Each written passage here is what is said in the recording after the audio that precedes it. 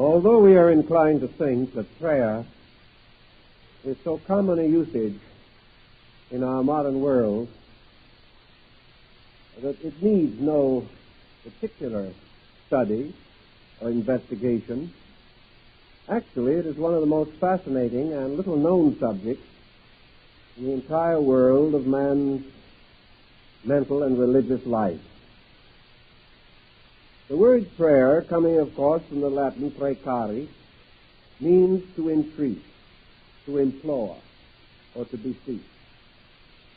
Yet in practical usage, this has not been its meaning in a great many instances. And in order to focus the subject in our modern way of life, we need some background about the development of man's concept of communication between himself, nature, spirit, divinity, powers, and perhaps the deity itself. All of these stages and steps, all of these different attitudes are of concern to the anthropologist and the ethnologist because they bear upon the rise of human culture. It is now generally acknowledged that we cannot be sure how and where and when religion as we know it first appeared in this world. We are not able to assume that it was merely a revelation at some time indicated by the dating of ancient scriptures. We realize that it began as a psychological relationship between man and his world. A man's attitude toward the world around him has changed greatly in the course of ages. Yet in this world today, many of the older attitudes still survive, mingling in varying degrees with more recent interpretations. Nor do the old attitudes survive mostly among primitive people. They may appear in various colorings in all parts of our society, so that we are forced to consider them as factors here and now in the interpretation of our spiritual existence. At a very ancient time, man came into conflict with nature. The conflict arose partly from the individuation that was arising in man, a process whereby he became the immediate manager of his own affairs, and the regularities, rhythms, and periodicities of natural order. Man wanted what he wanted when he wanted it. Nature did not exactly agree with this policy. Nature provided according to seasons and times. And natural processes were subject to certain irregularities, certain inevitable interruptions or inconsistencies, which might be measured in terms of unseasonal weather, or the failure of water supply, or earthquakes, plagues, and pestilences. Man, confronted not only with the rhythms of nature, but with these exceptional breaks in natural rhythm, became to a degree exasperated. He was unhappy about the whole thing, and he began to conceive of ways and means by means of which he could force his own will upon nature, molding it not by his works, but by his words or his thoughts, and by magical formulas. At the very beginning, it seems that man's religious relationship with nature was a relationship with himself primarily. Thus, in primitive tribal custom, religious ritualism is what we would term non-directive. The rain dance calls for rain. It really does not care very much how the rain arrives or where it comes from.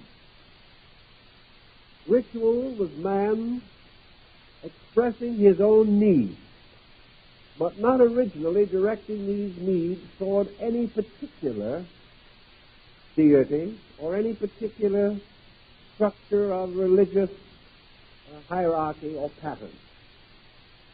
The individual seemingly expressed himself, relieved his own nature of certain anxieties, and he was addressing rain, as though the water could hear him, as though the skies would listen.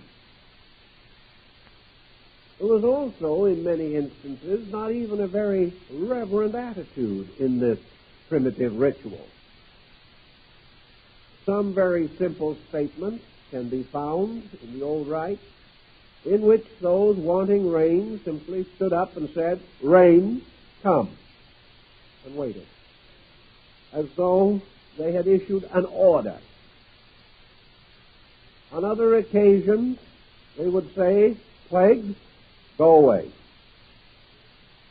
Now, apparently, Plague was better mannered than they were and did not listen to this type of conversation. Apparently wanted a more polite form. So as time went on, people didn't say any longer, "Plague, go away." They might say, "Father Plague, please leave us." Plague now became involved as a being, and antiquity inevitably personalized everything. Finally, rain became a being. Wind became a deity. In some parts of Asia, a rather sprightly gentleman with a large bag on his back filled with air. All these concepts became personalized, and the individual more and more addressed himself to the personifications of attributes. He spoke to rain as though it would answer, as though it understood, as though it could be affected by his thinking. At this level, we have a theological problem of considerable delicacy, because actually prayer can only be understood when we estimate the relationship between the person praying and the object to which the prayer is addressed. If man turns himself to an infinitely superior being, one who is all-knowing, one who possesses all powers and all means for the accomplishment of ends,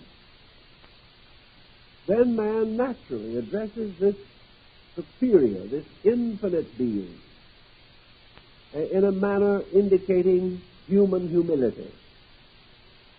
We cannot force ourselves upon that which is infinitely greater than ourselves. We must petition. So if the concept of deity was that of a remote, all-powerful, all-perfect being, then prayer took the form of supplication or entreaty. But there were many times in our spiritual life when deity did not occupy this relationship to the human mind, when deity was not infallible, not infinitely remote. Deity was rather a very close and proximate being, with attitudes and temperament much like that of a human being. Under such conditions, man bargained with God. And there are a great many people today who do the same thing.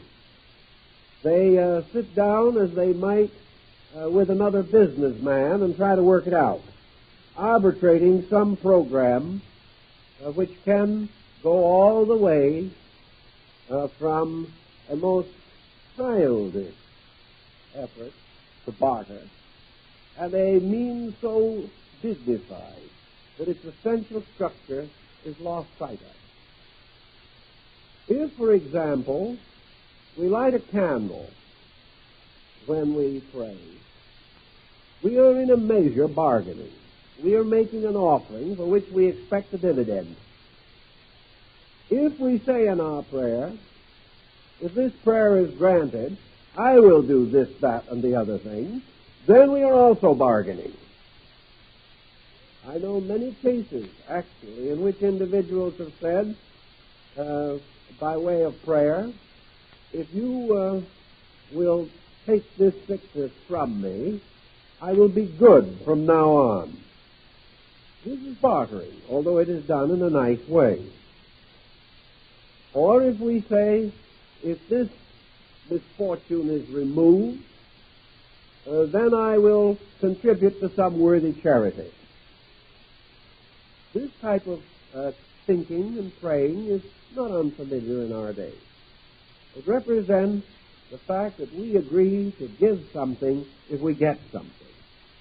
Now, this might look as though it was a rather nice modern invention, but it is really a fine old established custom among the Australian bushmen. So we are not especially rare or rich in our particular attitude. At some time, also, we developed a kind of superiority complex in primitive days. And we began to take an attitude of man over nature, later to be developed into the concept of mind over matter. Well, that is exactly what its substance was. The belief that by demand, by one of 100 different magical means, we could force our own will upon circumstances. Anciently, we hardly had the self-confidence to do this without some recourse to magic. But later these magical methods became merely philosophical conviction or defenses of policy. But we gradually developed this idea that we could change the outer surface or lightness of life by demand, supported in any way that we might feel that we are entitled to support these demands. Also in this time, we began to develop in early non-Christian faith this curious concept that man was a unique creature. This concept very distinctly and definitely influenced prayer. In ancient times, particularly in the theological periods of history, man was not regarded as a generation emerging with nature. He was not the highest of the mammals, as we categorically classify him today. Man was something apart. The world was made for his convenience. The stars were hung in the sky so that he could see at night. Everything centered around man. All other creatures were merely to serve him. Some to supply him their bodies for food or their skins for clothes. Man had no responsibility. He was a kind of a little autocrat on a desert island in space, entitled to anything that he could get, and perfectly privileged to do as he pleased with everything he had. Now, it would be natural, with this point of view, that our attitude toward our needs would not be exactly reverent. More to the point was our general attitude that whenever we did not get what we wanted, some universal force was trying to cheat us out of our birthright. We were not supposed necessarily to deserve anything. We were supposed to reach out and pick it from the tree. If some wind blew it off before we could pick it, and we were left without this particular desired object, then the bottom was out of the universe. And we turned to the universe not to ask, but in anger, to reprimand nature for having failed to provide us with what we wanted. Our attitude was therefore what we might call childish. We looked upon nature as merely existing as a great mother servant for us to use as we please. It didn't take long to develop from this a rather highly evolved and involved ethical concept. Namely, that man was created by God with the right to have anything he wanted. If he didn't have it, it was simply because he hadn't asked for it loud enough and long enough. Also, if he was not able to enjoy all of this world's good, it was no matter of his own character, no problem involving defect in himself. He simply had not demanded what he wanted, and he had not gone out and taken it. This led, of course, to a number of complications, including the justification of war, rape, and pillage. It became more or less the basis of the more refined utterance of some of our to the left of center political parties in the last century. The world owes me a living. The world owes us anything we want. And we may go as far as to say that certainly we should be entitled to it, but no matter what we get, would hardly pay for the inconvenience of being here in the first place. Actually, under such conditions, prayer more or less merely became an affirmation of our own conviction about something. It lost all entreaty. It lost all sense of our own dependence or our own need. It simply became a positive statement of what we wanted. And then we waited breathlessly for it to arrive. If it did not arrive, we changed to another denomination that could deliver more quickly. These policies men have played with for thousands of years, trying to work out a proper and reasonable attitude toward the needs of life and how to acquire them. Further than this, you have to realize that most ancient religions were polytheistic. And while we do not reasonably like to admit it, much of their philosophy and tradition has descended to us, through our own faith and through our philosophies built around different faiths. In polytheism, we began to develop the idea of specialized deities. Deities held control over certain attributes of nature. There were gods of all degrees and levels, visible and invisible. These deities had some relationship to a great over-hierarchy. Most of the more advanced religions assumed that this over-hierarchy was finally and ultimately suspended from a single divine power. But that deity, manifesting through creation, manifested through orders of life, many of these orders superior to our own, and constituting the hierarchies of St. Paul. It became, therefore, important to worship certain deities for certain purposes or with certain ends in view.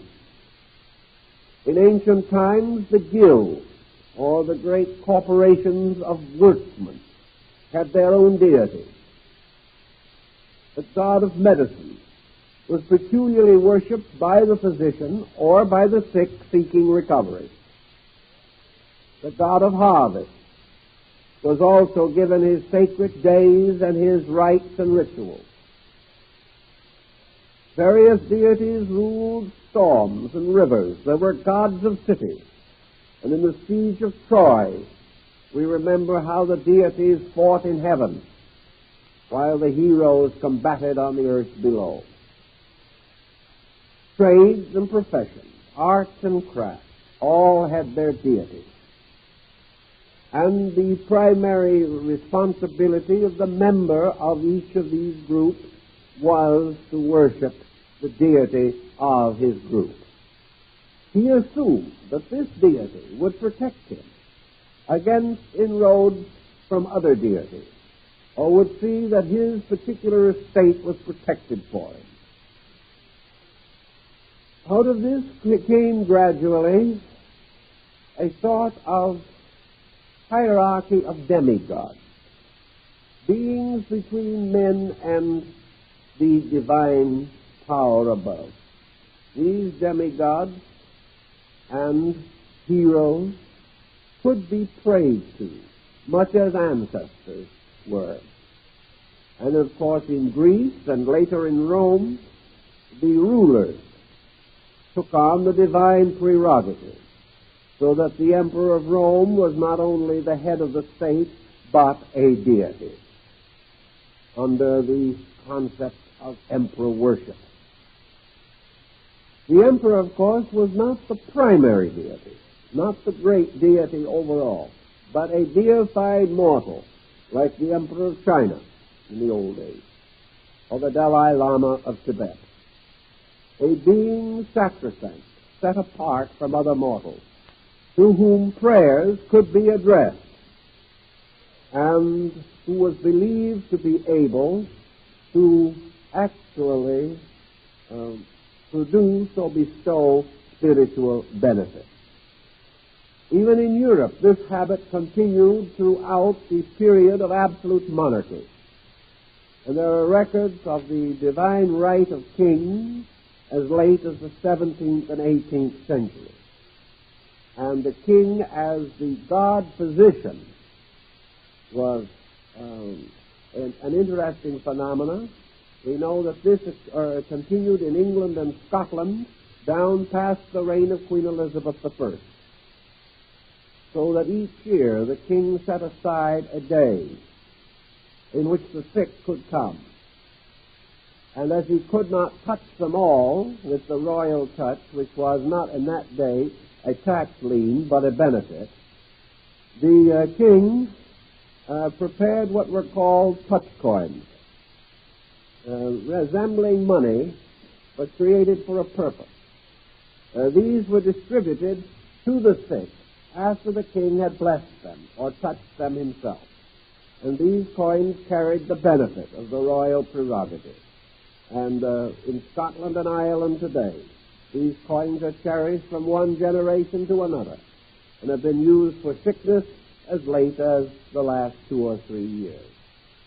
The belief that they had certain divine power descending from the divine right of kings, a right which was supposed to have been established in heaven. Naturally, the end of what you might term absolute monarchical autocracy ended this concept very largely, although there are still vestiges of it in Japan and in some other countries, Siam.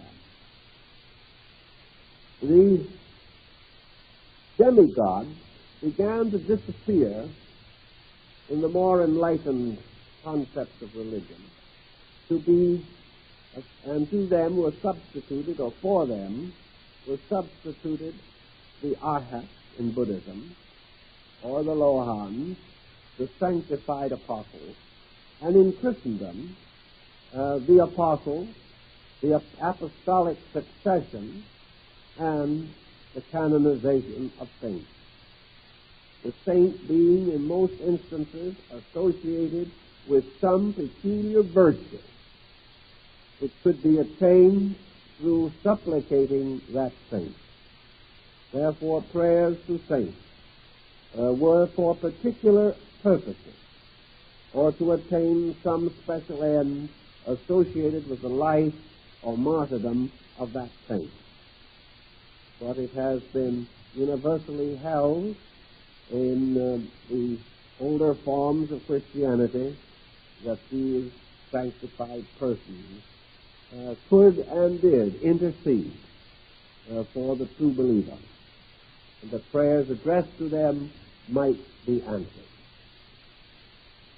Thus we have so many different variations of the prayer theme that we have to recognize that each of these differences affects to some degree the attitude of the person praying, involving a different kind of concept as to the right to pray, the correct manner to pray, and the attitude that we should take if the prayer is not answered. In the penitentiary villages of New Mexico, the little saints, the little wooden figures of the saints that are called the bultos, or wooden figure, are prayed to. One of the most familiar of these little saints in the homes of these primitive worshippers is San Jose, or St. Joseph.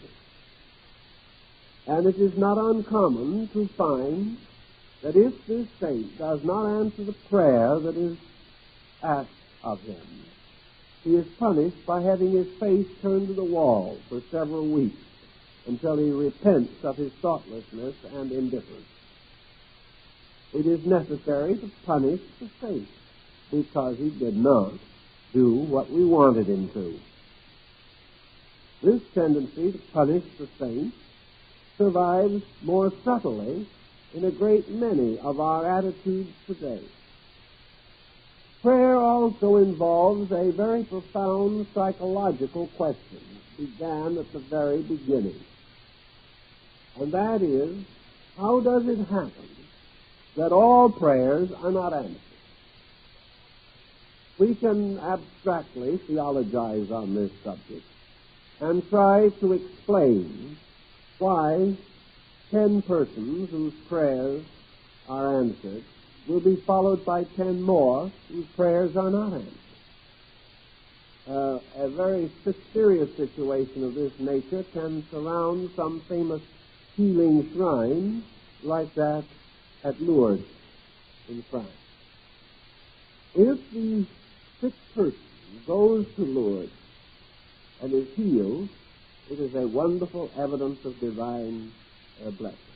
But supposing he is not healed, the philosophy of prayer must be large enough to explain this peculiarity. And this peculiarity, obviously, was noticeable from the very beginning. Sometimes prayers produced the desired result. Sometimes they did not. Now, there were many explanations offered for these differences. Some groups held that the deities to whom they prayed were too much like themselves. Therefore, that these deities did not answer prayer because they didn't like the person who prayed, or because the person did not put out the right offering on the little table before the spirit of the deity.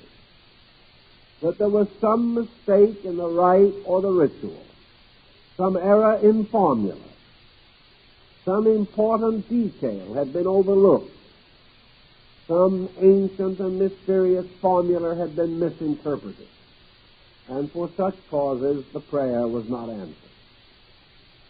But out of it all came the final development of man's guilt mechanism. It ultimately came to be rather obvious to him that his own prayers were not always honest.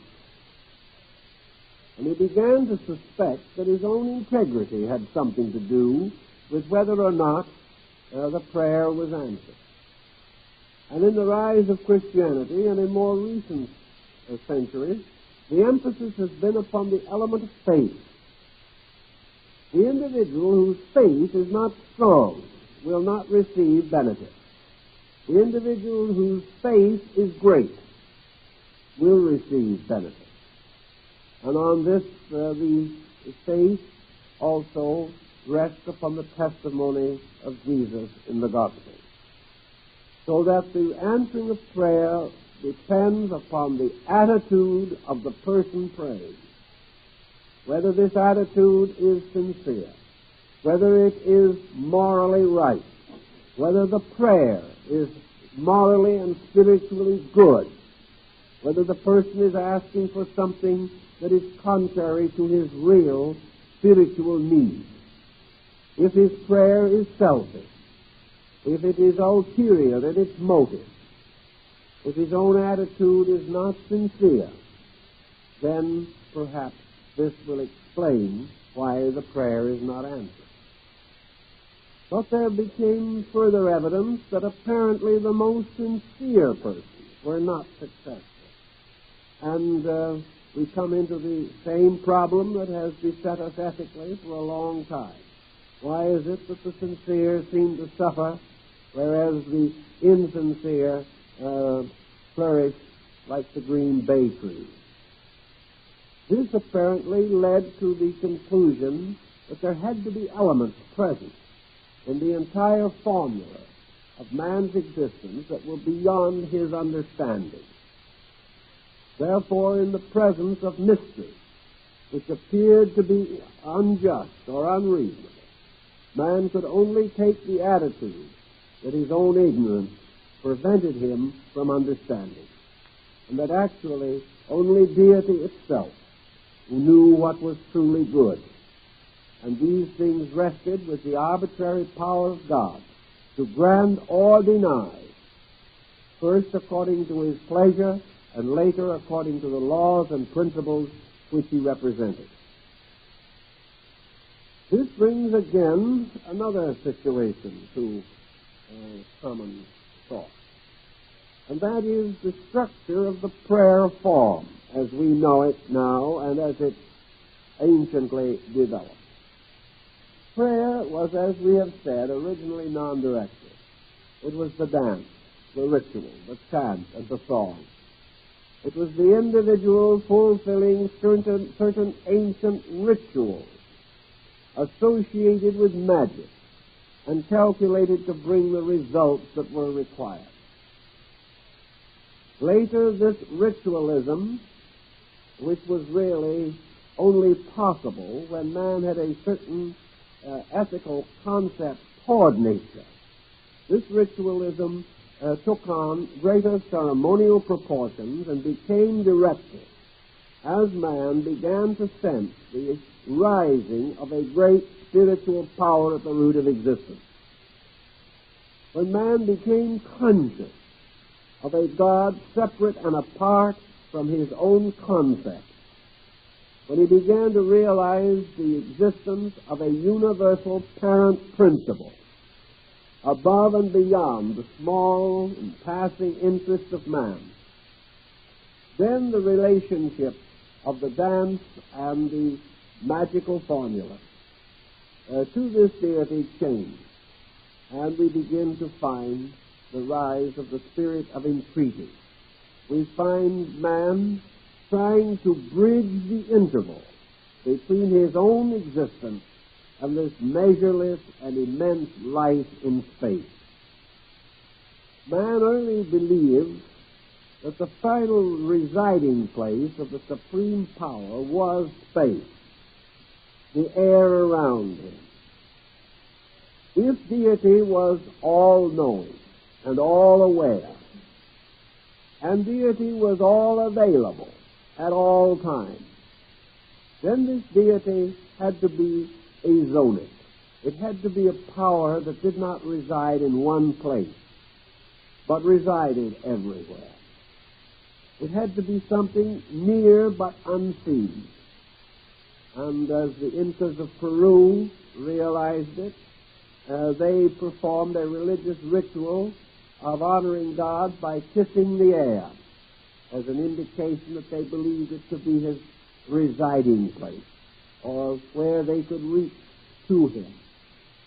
Thus words spoken into the air, songs sung into the air, dancing with music, the beating of drums, vibrating through the air.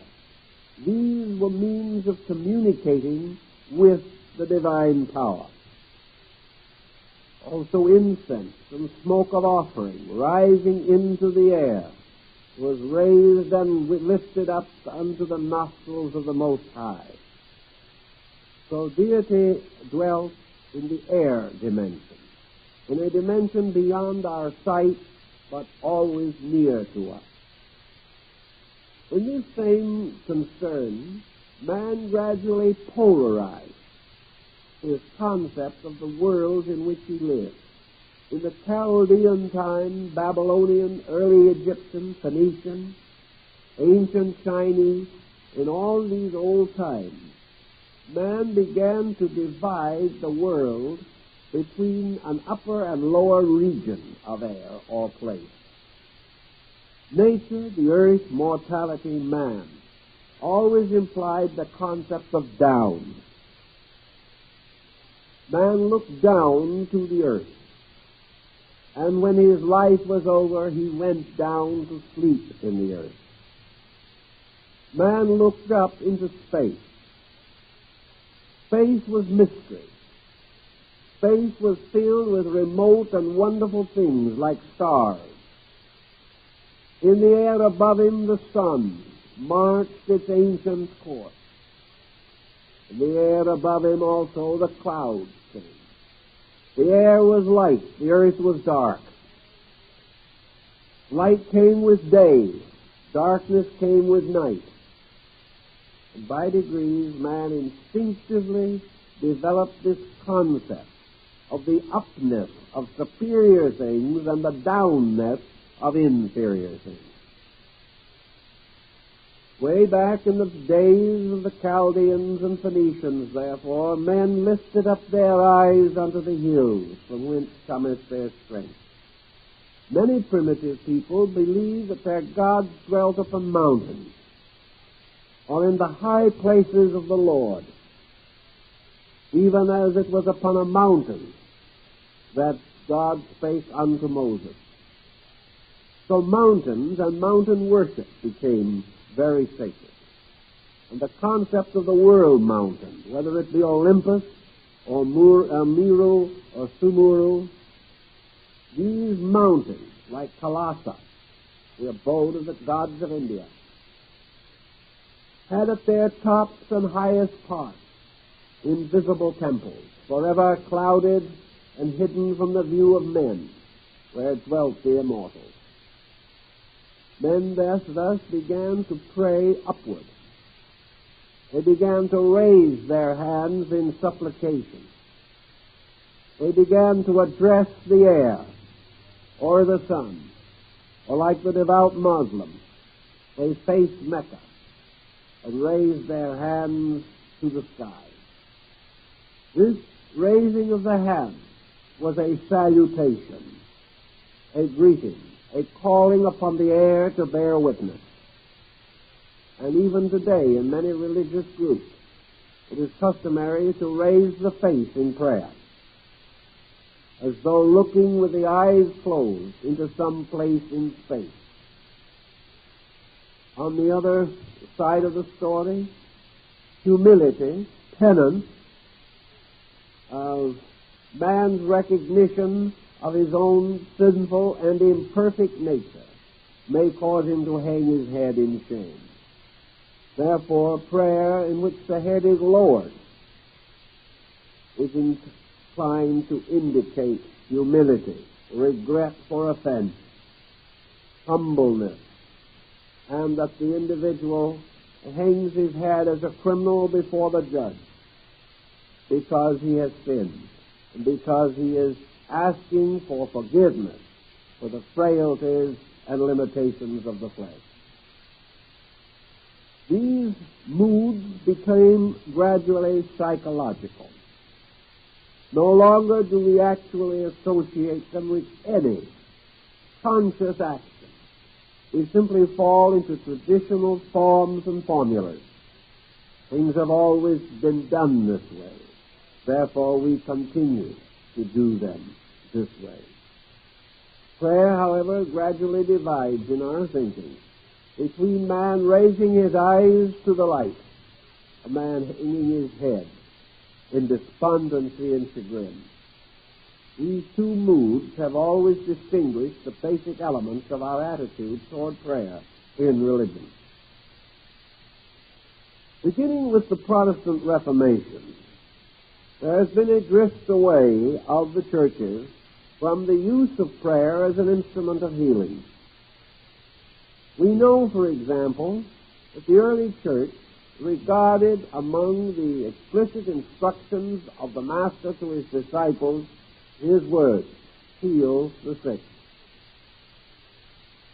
For the last 500 years, however, such healing has been either through the intercession of saints or through sacred places like Lourdes or the shrine at Guadalupe, or perhaps in a lesser measure through congregational prayer, sometimes included in Protestant services when a member of the congregation is stricken. But the formal concept of religion as a healing agency and the development of the admonition of the Master to his followers, these procedures have been generally and almost totally neglected. One of the reasons for the neglect has probably been the rapid rise of our materialistic sciences, and also the rapid division between the arts of medicine and religion. In ancient times, there was no such division, and therefore the priest and the physician were frequently the same person.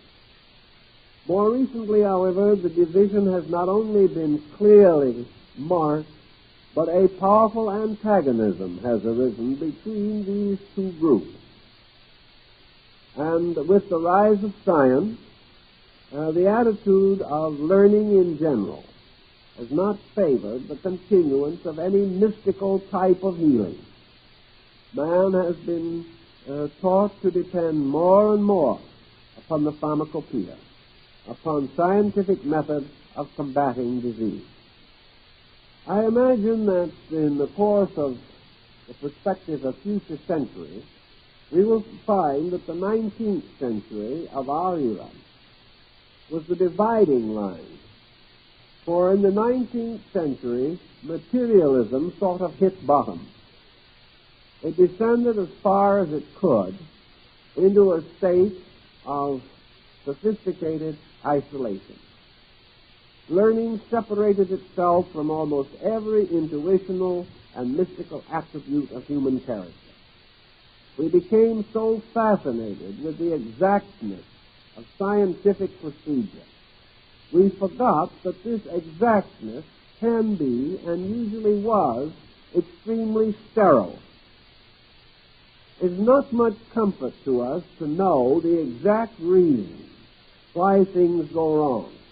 Well, what we are more concerned with is the exact method by which we can set them right.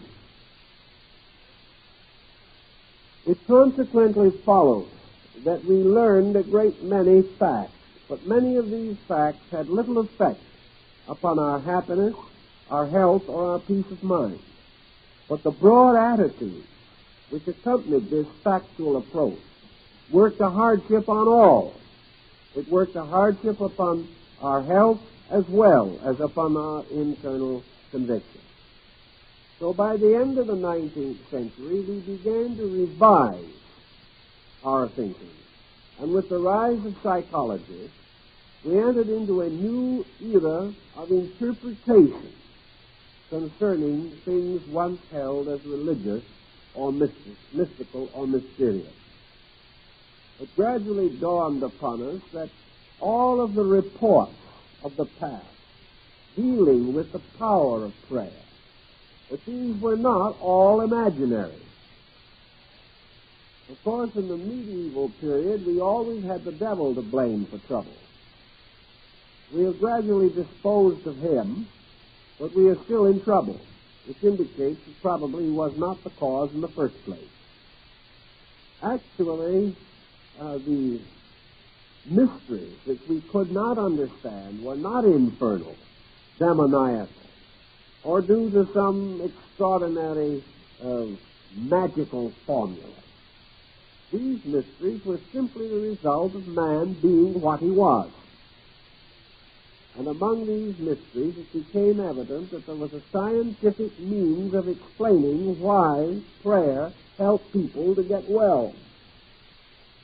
Now this, however, was a sort of mixed blessing in itself, because psychology was, especially at that time, itself tightly held in the bonds of materialism. The psychologist simply elevated the mystery of prayer to the level of mental phenomena. But he did accomplish one very useful end.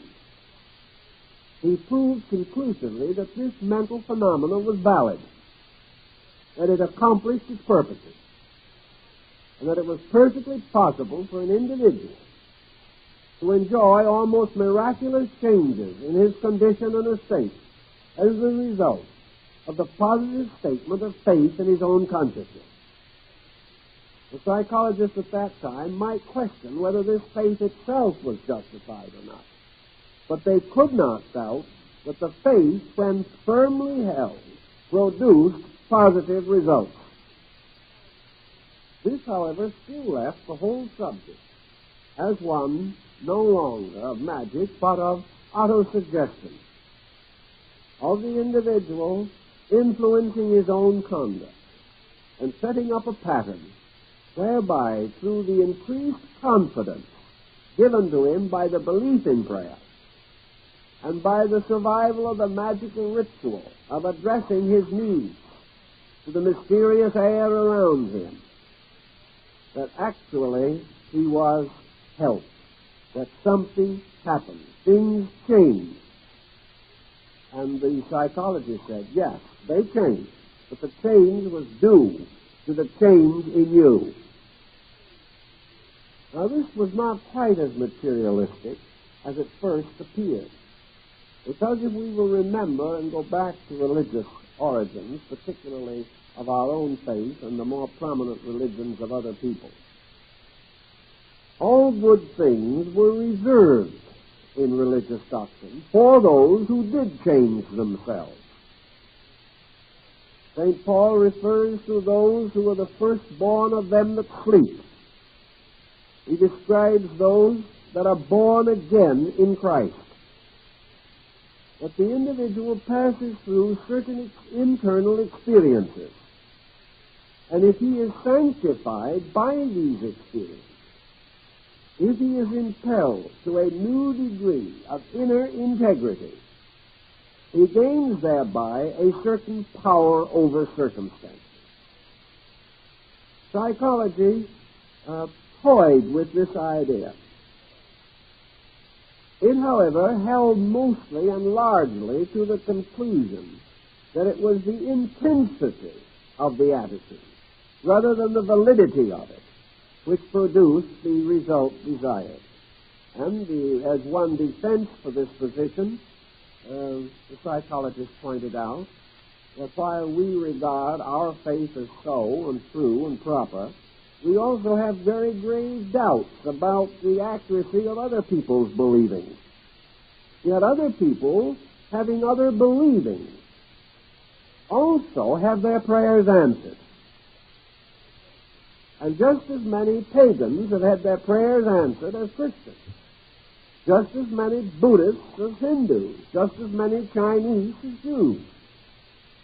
Therefore, prayer to be answered does not necessarily imply that we have to belong to one religion or one theological system,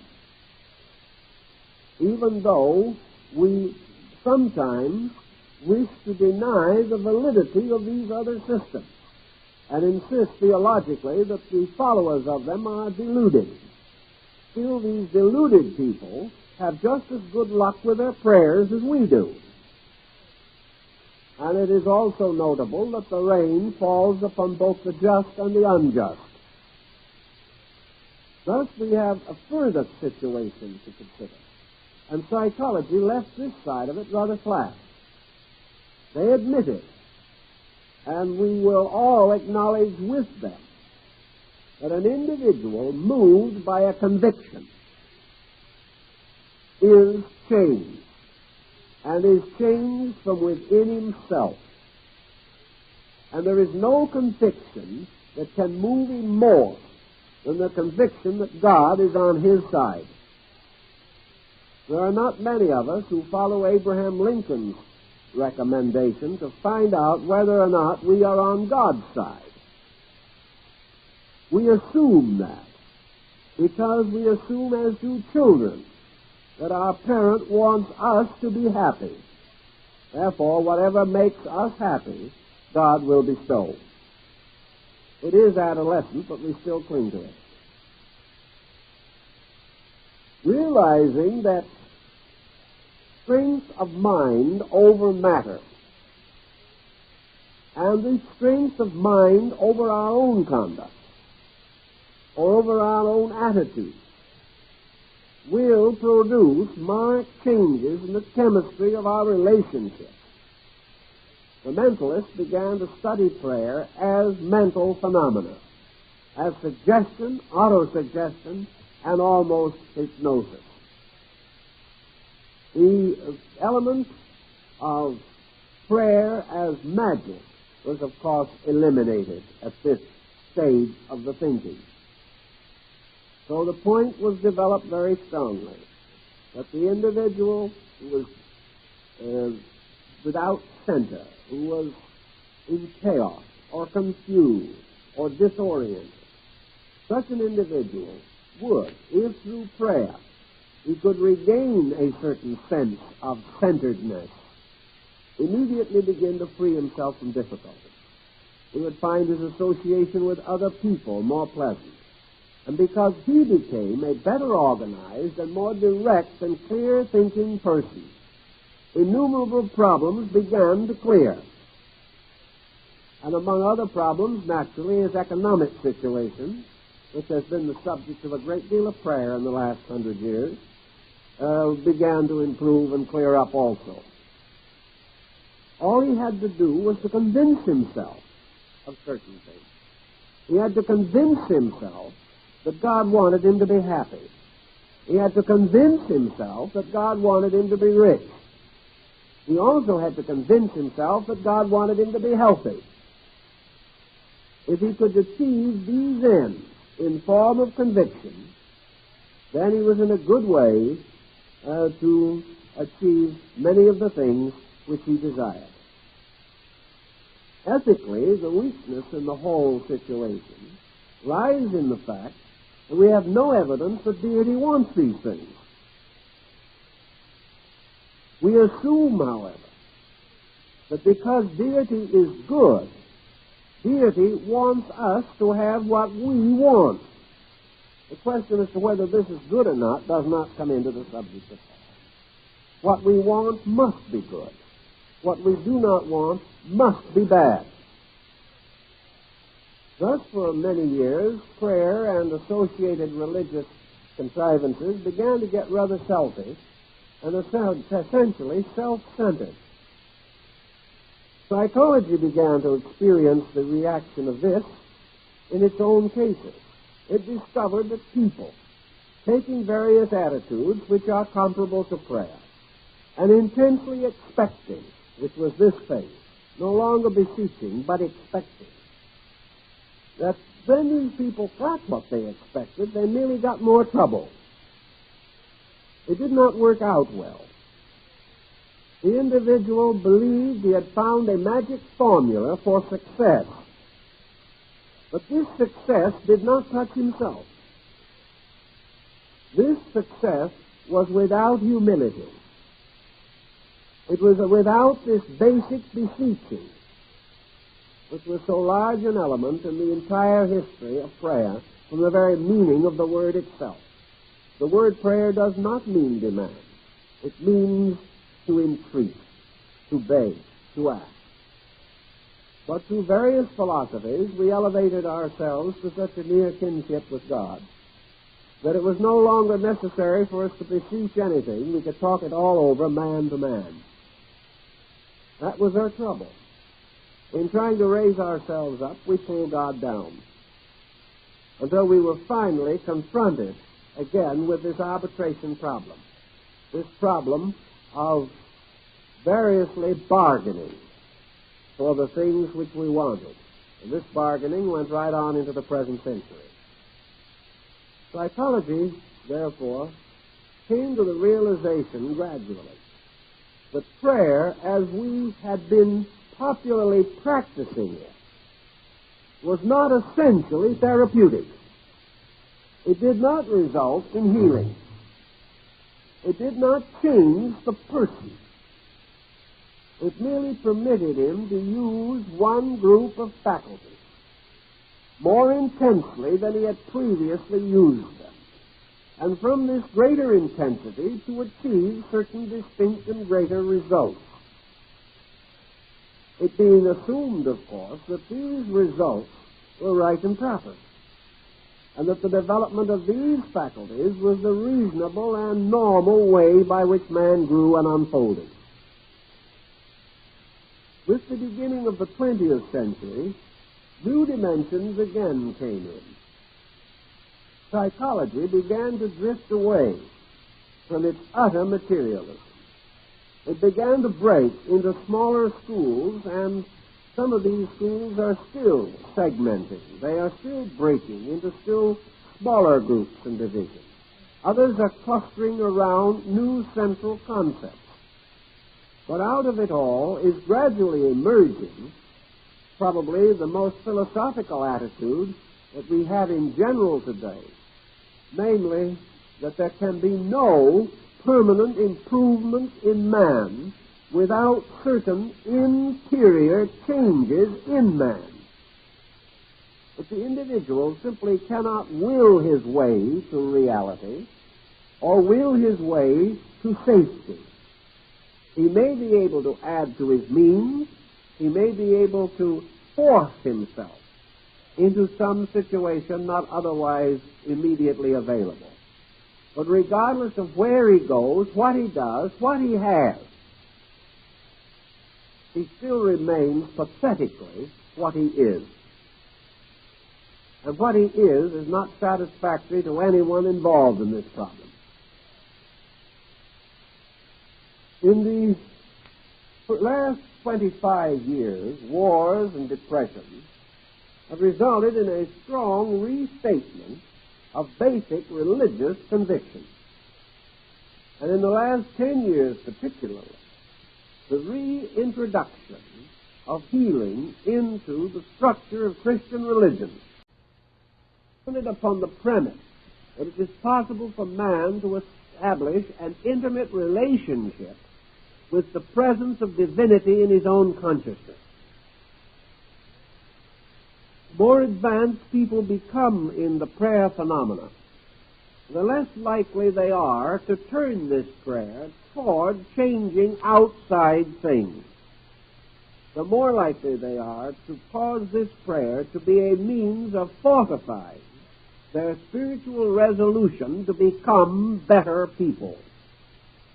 The prayer mystery, as we find it in the early Gospels, is that its purpose is to inspire the person to be better, and by the healing of the illnesses in his own psychic nature, to relieve himself of the outward manifestation of these illnesses in the form of misery, sorrow, and pain. Thus, the man who conquereth himself, who establishes his own spiritual integration, becomes, in a sense, superior to the problems which exist around him, but not because he has taken an autocratic or despotic attitude toward these problems and resolved or demanded that they be removed. The next question that arises with this whole situation is also clarifying itself gradually as man's general knowledge enlarges. Is prayer, as we know it, as a simple and devout statement, is prayer a force? Does it have a validity, a dynamic of its own? Is it merely something that man strengthens with his own determination, with his faith, and with his acceptance? Or does prayer phenomena actually have a living vitality of its own? At the turn of the century, the scientific mind would have rejected such a possibility almost completely.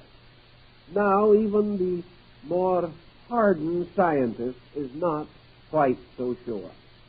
And the tendency today is to admit that there may be a definite vitality in the prayer procedure if that procedure is correct, and if the elements involving the process are right in themselves and according to the laws governing such phenomena in life, laws which we do not understand too well, but one of which apparently, at least dimly, is to be perceived by us, namely that selfishness makes all things go bad. That we are beginning to sense beyond any reasonable doubt. The rest is not quite so clear. Nothing has contributed more to the recognition of the possible existence of a spiritual energy or vitality in space than the development in radio and the consequent development in television. Here we have come face to face with the reality of an invisible energy that is not only present, but when the proper equipment is established, can be caused to reaffirm itself, either through sound or through visibility. Thus we have now the proof that we do not have to see a thing in order to say it is there. Invisible energies and rays that we now know exist move through this room, and though we cannot see them, we cannot deny them. Thus, the possibility of the reality of invisible has been brought very strongly home to us. Another department of thinking has also added to this, and that has been gradual experimentation in the field of psychic phenomena. This experimentation, as expressed through the extrasensory perception researches of several men, has come to be of general interest, not only to the layman, but to the scientist. And there is a large group of scientists today convinced that extrasensory perception is true, and that means the reality of varying degrees of clairvoyance, thought transmission, and the projection of thought to persons or conditions at a distance, and the anticipation in the mind or in the consciousness of events which have not yet occurred. These and other forms indicate a larger area of human experience than we have previously recognized. Thought transference in itself means that the mental energy of an individual can be transferred to another individual or can be picked up, as in the case of a radio wave, and that the second person or the receiver can reorganize this thought impulse into its original meaning and register it so upon his own consciousness. If there be, therefore, any transmission of energy from one person to another along lines of mental or emotional intensity, then we have every reason to assume the power of collective mental energy upon any situation or condition that arises. We also realize that the more powerful a broadcasting station, the wider its range, the clearer its image, and the more it is likely to overcome the interference of weaker stations. We therefore also recognize the accumulative power of collective thought, and the possibility that this accumulative power can be responsible for a number of phenomena which we have been attempting rather inadequately to explain in other ways. We also have a reason and considerable evidence to support the concept that cumulative or individual thought is not nearly as perishable as we assume. A thought that moves out from us into space does not necessarily evaporate. Thought in all possibilities may survive the body, and the thoughts of men may factually and actually live long after them, not on printed pages or in the memories of others, but as living forces in the world itself. So if the recent researches continue as they have, and there is every reason to assume they will, there seems no slowing of the pace. In fact, it is getting more exhilarated continuously. We are moving into a universe in which the exchange of mental and emotional energy by projection of thought and feeling may well become an orthodox and well-known fact.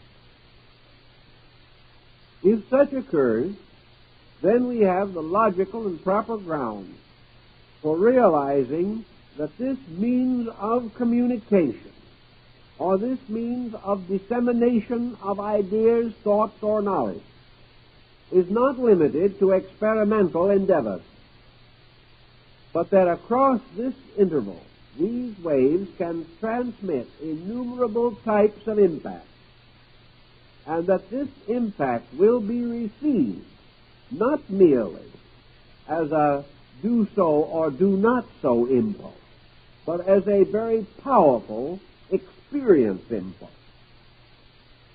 The extrasensory gamut form of communication may ultimately result in the possibility of the communication of experience, or the communication of the factual living of events. That the individual will not listen or look, but will feel totally within himself, and will therefore actually experience what others have experienced. This actual communication of experience may well be the beginning of real understanding between human beings. Burbank once told me that he was quite certain that plants and flowers could be affected by human attitudes of varying degrees of intensity.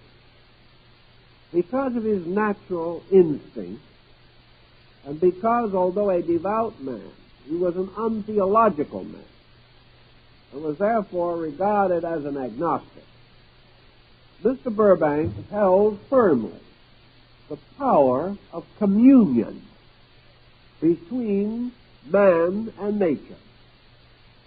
He insisted and told me very firmly that he completely believed that plants and probably animals, not able to understand or even hear the words that we spoke, or not having any knowledge of the type of vocabulary or the meaning of our word dimensions in life, we're able to receive telepathically a clear insight as to our meaning, that other kingdoms contacted us on the level of meaning, whereas we contact on the level of words.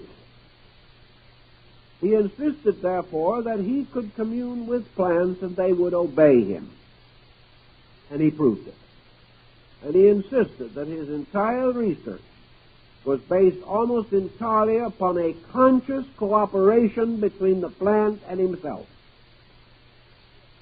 That we, as he said, work together to achieve the end which had been decided to be desirable. That with patience and coaxing and explanation, he made these plants understand what he wanted. And he found them amazingly willing to cooperate, perhaps even more so than average human beings.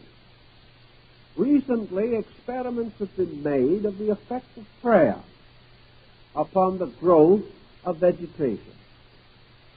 And the results up to this time, though not conclusive and not completely organized as far as the adequate data is concerned, would seem to be positive. Namely, that prayer will hasten the growth of plants. Now, does this mean that it is prayer that is doing it? Or is it, again, this communication on an extrasensory perception level? Is it communication? Is it transfer of energy? Is it man bestowing a certain vitality from himself upon that plant, establishing the rapport between himself and the plant through the conscious focusing of his attention thereon? What is the source of the energy that flows to the plant as the result of prayer? Is this energy actually bestowed by deity? Is this energy made available to man by some mystical or magical pattern of prayer? Or is it the result of man's own communication of life purpose or life meaning to the other kingdom? The talking dogs of Weimar, a number of years ago, seemed to prove beyond doubt that animals could maintain a fair level of logic, that animals were concerned interiorly with the same problems that we are concerned with, but do not have any means of expressing this to us, unless through some unusual training with an exceptional animal we are able to establish some symbolic means of exact communication. This was accomplished with these dogs. And these dogs, when asked reasonable questions, answered them reasonably, even though they had had no previous instruction on the subject. Some might hold that the dogs were reading the mind of the person, that they merely picked up our own thinking.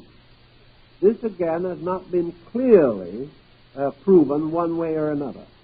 But if they could pick up this thing, there is no reason to assume that other animals cannot pick it up, or that other kingdoms cannot pick it up.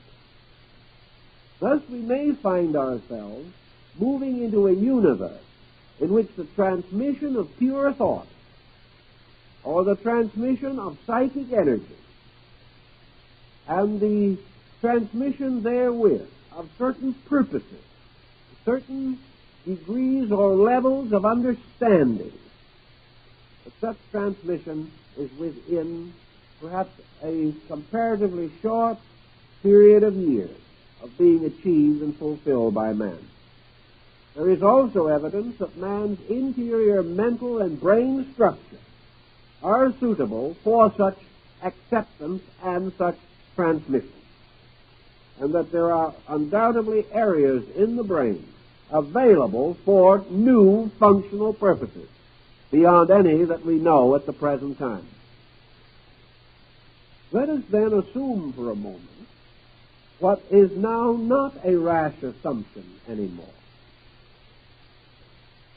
that the more intense an attitude is held emotionally or mentally, the more likely that attitude is to have an effect outside of the limited area of the person holding the attitude. That the person holding the attitude may be also internally strengthened, or may come to a new orientation in his own nature. But the energy of his will, whether this energy be transmuted or still upon a comparatively base level of ethics, can be communicated. Therefore, selfishness can be communicated. Greed can be communicated. Hate can be communicated. The development of a means of more intimate and conscious acceptance of this psychic energy also implies the great need for the refinement of this energy itself, with the hope that it will not result in the communication of attitudes which are destructive to the common good. That such negative communication has been achieved also seems rather evident from the long course of history, where we observe that certain attitudes have been tremendously communicated and have resulted in the most tragic consequences to all concerned. In modern religion, therefore, and in metaphysical and mystical groups, circles or groups gathering for prayer, or for meditation, or for some internal resource development, are becoming more commonly discussed and known.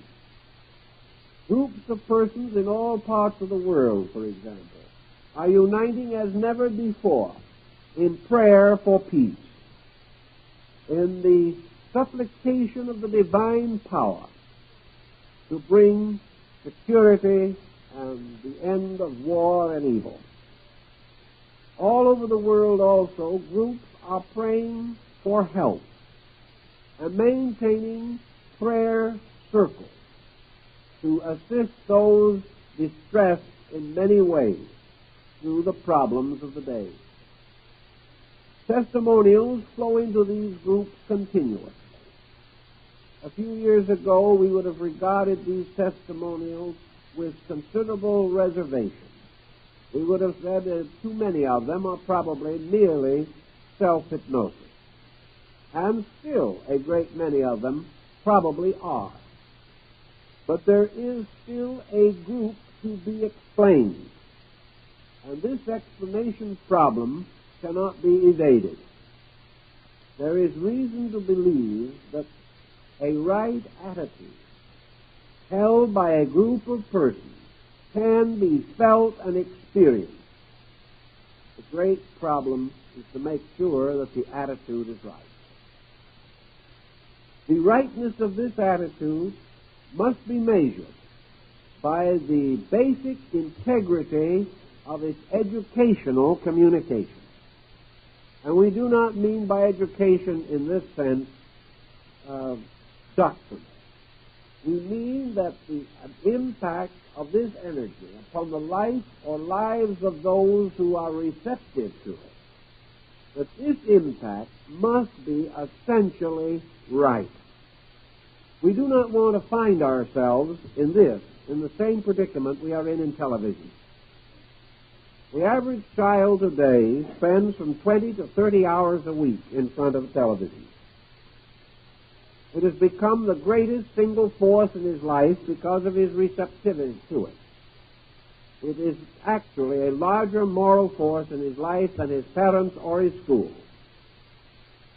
Yet what is coming across these waves is far from desirable in the majority of cases. And when we start the transmission of pure mental energy, we may be subject to exactly the same difficulty. We don't want the strong-minded criminal contributing to the general delinquency of all mankind. Yet how are we going to reduce or release these barriers which protect us from the mental lives of other people without being influenced by the bad as well as by the good, without receiving negative waves of vibration as well as positive waves? Always these discoveries become a new challenge to our own integrity. We have failed miserably in the television challenge. Can we be expected to do any better on a telepathic level? There could be nothing more disastrous than the breaking down of our barriers by means of which we protect ourselves from mental energies which we cannot digest. There could be nothing more tragic than to break down such barriers and expose us naked to our enemies, which would be just about as serious as the line in the Shakespearean play of Henry VIII would indicate. This means two things. We cannot prevent the motions of progress, but every progress becomes a burden to our spirit, just exactly as the development of atomics has brought with it a terrible fear that is wrenching at our hearts and souls. Any enlargement of our faculty perception will not guarantee the integrity of those perceptions. We may develop and intensify faculties, but this does not mean that we dedicate them, or that they are bound to principles able to preserve and protect us. Thus, each new step forward becomes a dilemma, and we move from one dilemma to another down through the course of history. To answer this question thoroughly means to review the whole story of man's moral life. This we cannot do at the moment, but we can perhaps emphasize its particular relation to prayer problem as we sense or see it today. Prayer has two essential purposes, and we cannot divide them completely. Assuming that man, as he now experiences his need, is seeking through prayer to achieve a mood. He is seeking to restore, by means of prayer phenomena, a positive relationship between himself and life. He is attempting to enter a state of conscious rapport with reality, with the eternal principle for which philosophy has given such terms as spirit, consciousness, truth, being, essence. Man, through prayer, seeks a correct relationship between himself and eternity. This correct relationship, so far as he can experience it today, is one of gentle humility. The recognition of his own need, the recognition of his own imperfection, the realization that up to the present time he has never known enough to be inspired to a common, united action in harmony with truth. He has never had sufficient realization to understand why he was here. He's never had sufficient courage to live according to the essential principles that he does understand. Therefore, his need at the moment is so real, and his own position is so inadequate, that as far as facts and essence are concerned, he is in a position of entreaty. He is not asking, however, to be saved from himself. He is not asking to be preserved in violation to law. He is asking to have the insight, the understanding, and the spiritual integrity to know what is right and do it. Therefore, his prayer is that he shall be conscious of the divine plan as it relates to him and to those of his kind and to nature around him. He asks that he may have insight into the law, which is the will of God for its creatures. And out of this insight, he asks also the internal moral support which will assist him to live what he knows and to keep the faith that he discovers. Such kind of internal prayer, silent prayer perhaps, meditational prayer, is consequently intended to create a mood in him, a movement of his own spiritual nature, a relaxation away from worldliness, a temporary separation from outwardness, and from all the pressures and selfishness which moves the external world around us. He asks to have the power to know, which means that he has to become receptive. He has to beseech. He has to ask. He has to need. He has to pass through certain experiences in which he comes finally to realize that without interior strength his cause is lost, and that this strength must come from a power superior to himself. This recognition, this relaxation toward God, is expressed by means of entreaty.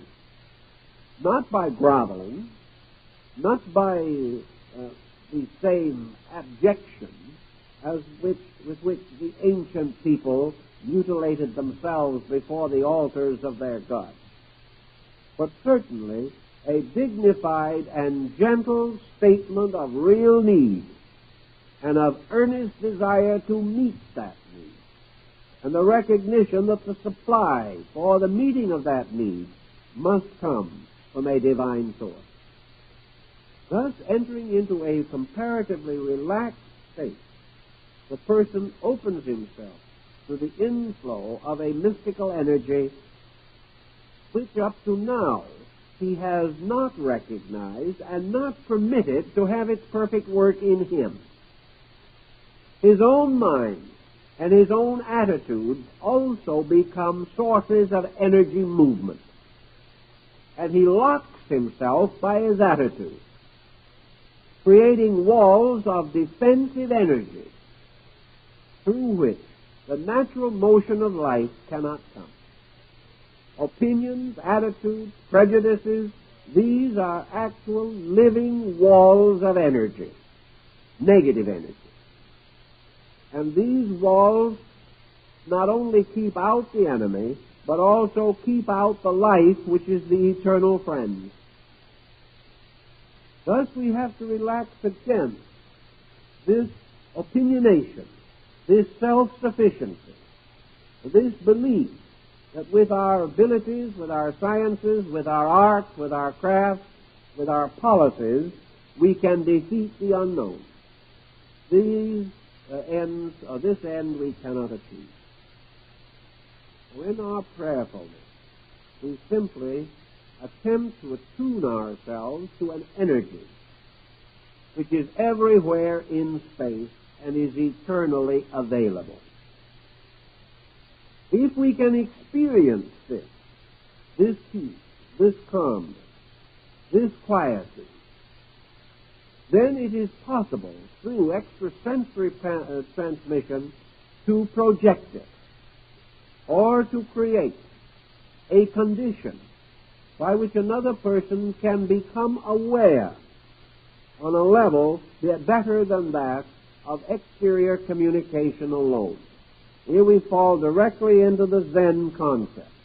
For over 1,000 years, the masters of Zen have communicated the doctrine without speaking, nor have they made use of symbols, or have they had their disciples read the instructions.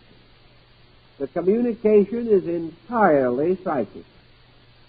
It is the communication of the experience of one person, the master experience, transmitted inwardly to his disciples as a series of experiences.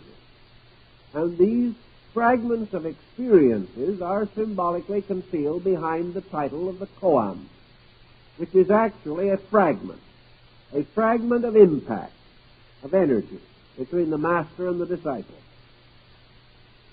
If it is possible, therefore, to communicate a doctrine by the ability of transmission by the mind alone, how is this done?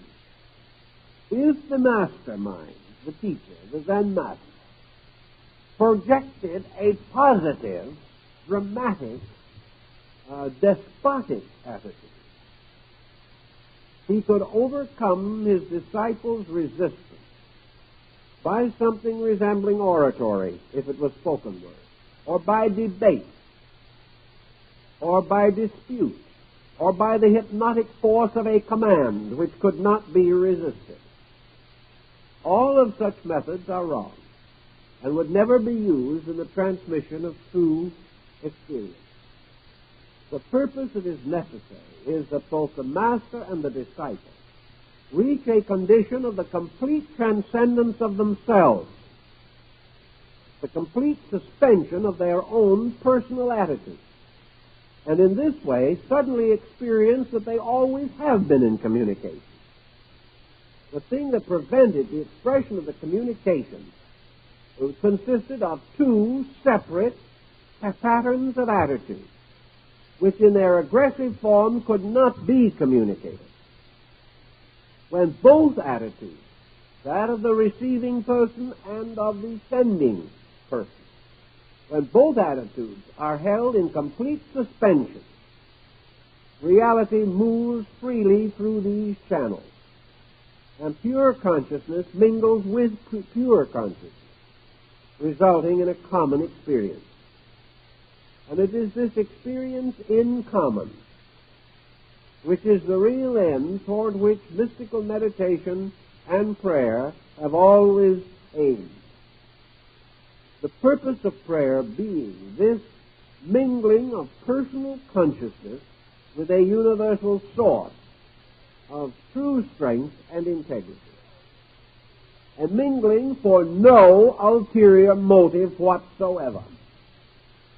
Not a mingling in order that we can get well from sickness, or that we can exchange poverty for wealth, or that we can dispose of unnecessary and unwelcome relations.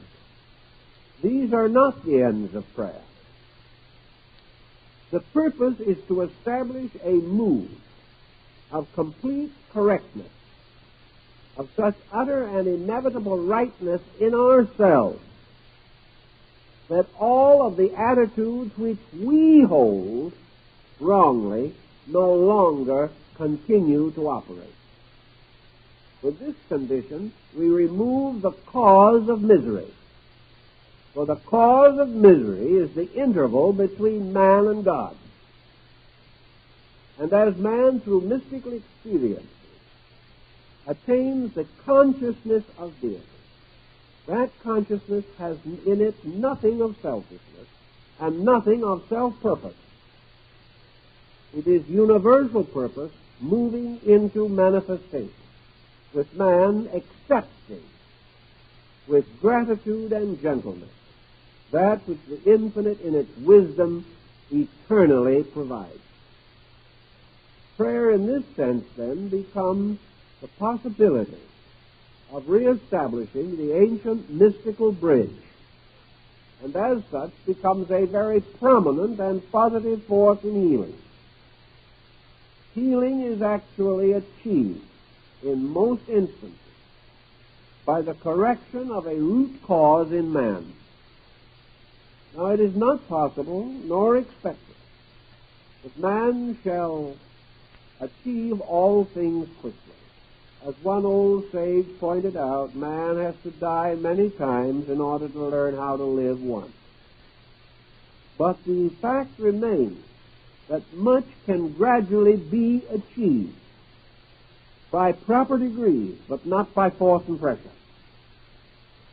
Thus, in prayer therapy, the purpose is to change the relationship of the individual towards his energy problem. The great thing to be achieved as possible is to bring to this person the power or the experience of peace, the experience of acceptance, the experience of recognizing that the interior contrition of his own consciousness is his prayer. That true prayer is to live in the state of prayerfulness. And this state of prayerfulness is the state of the eternal acceptance of God. A man cannot hope at this time to live in that state continually. But he can hope to experience it occasionally, as Plotinus did. He can hope that one or two mystical experiences in the course of a lifetime may so consecrate him that he shall know the truth of all things. Not because he rationalizes it, but because he experiences it by the complete act of faith. It would be quite conceivable, therefore, that prayer in the churches and in religious organizations could gradually become a very powerful and purposeful branch of therapy. The very least that could be accomplished is that prayer would be a handmaiden upon the sciences, that they would prepare the individual for the mystery of his own recovery. They would prepare him to accept whatever services were necessary on the part of science, without prejudice, without conceit, without overestimation or underestimation. And nothing could be of greater value to the sincere physician than a sincere patient who has the proper attitude with which to approach the improvement of health.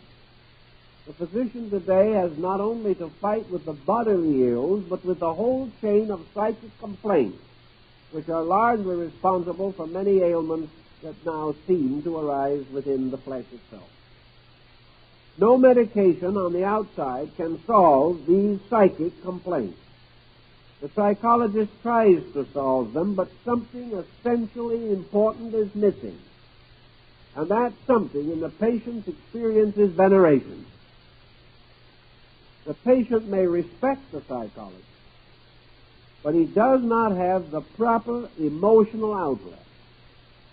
The only emotional outlet that he may develop is dangerous, and that's transference, in which he will become overly personally attached to his physician. What he needs is a true emotional release. And this true emotional release comes through the relaxation of his psychic life into the beautiful experience of something valuable. If the person can come to believe and know that he has the power to take a correct attitude toward God, and that this correct attitude has been called prayer.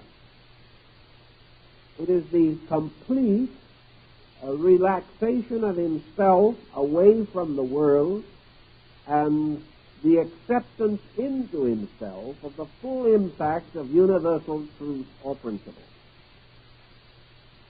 Through prayer, man experiences this to a measure. He experiences a little relaxation. He senses the importance of quietude. Even when he gathers with others in church, the quiet moments of prayer give him a sense of belonging, not merely to this world, but to the whole universe, which is the religious mystery. And in these quiet moments, there is a natural refreshment. There is a relief from psychic stress. There is a temporary suspension of worldliness. Through the continual development of prayer, this experience can be largened. It can be made more continuous and more important. It can, however, also lead us to certain escape mechanisms which we must protect ourselves against. We are not supposed to take away from our daily work vast amount of time to use in beseeching deity.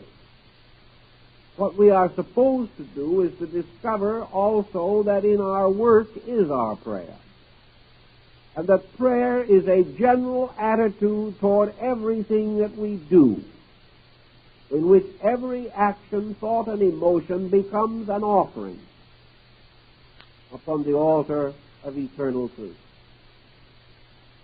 If we can achieve this type of realization, sickness will have a tendency to clear. Many ailments that have nothing but tension as a cause will very quickly respond. Ailments which perhaps have already become so chronic that they have affected the flesh, although they might have been of psychic beginnings, may respond more slowly.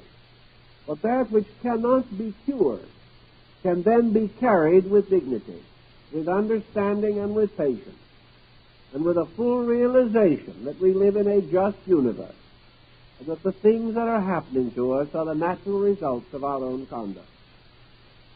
If we then take this more relaxed, honorable position, we can do a great deal. If groups of persons taking this attitude meet together for common purpose, there can now apparently be no doubt that the single effort is intensified, and that if persons with a correct attitude and a correct understanding, if enough of them did unite in prayer, there would ultimately be peace. not only because they prayed together, but because the prayer must so affect them that they can no longer fight each other. The prayer, therefore, is not only a beseeching of God to bestow peace, but the very beseeching is the winning of peace in ourselves. Therefore, when we ask God to bestow love, we ask a strange question, or to make a strange request, because actually deity is love. Therefore, can never deprive anything of its own nature. What we are asking is that we may experience it. And the only reason we do not experience it is ourselves. Thus, prayer must create the mood of receptivity. It is not only the supplication, but the bridge, by means of which the supplication can be caused to achieve its own end or proper purpose.